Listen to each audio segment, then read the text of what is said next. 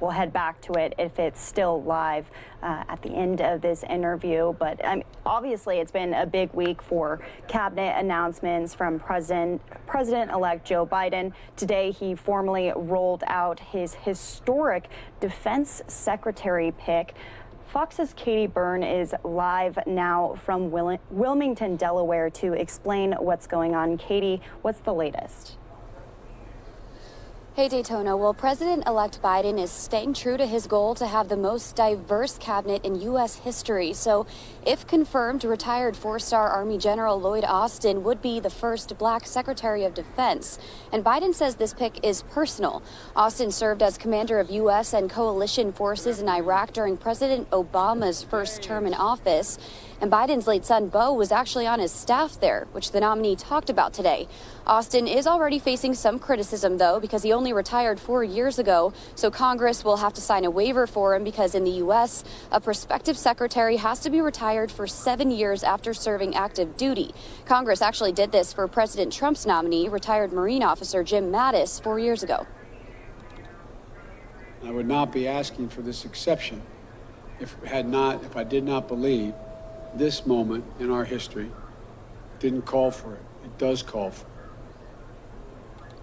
As for President Trump, he has no public events on his schedule today. Vice President Mike Pence did travel to Cape Canaveral, Florida to meet with the National Space Council before returning to Washington tonight. And now the last big role people are really wondering about when it comes to President-elect Biden's cabinet is who will be his attorney general, which his team says we'll likely hear more about by the end of the week. And some breaking news I wanted to mention that just happened within the last hour is Hunter Biden, Biden's son, is coming out with a statement saying he just learned his taxes are being investigated. Daytona? Yeah, Katie, we actually just brought that out. So interesting information right there. We saw the Biden transition team making a statement, Hunter Biden also making a statement. Heading back into these cabinet picks, though, are there any hints as to who AG would end up being? Because we keep seeing, little reports here and there on Twitter and whatnot before it's actually formally announced. Have there been any leakings of who Attorney General might be?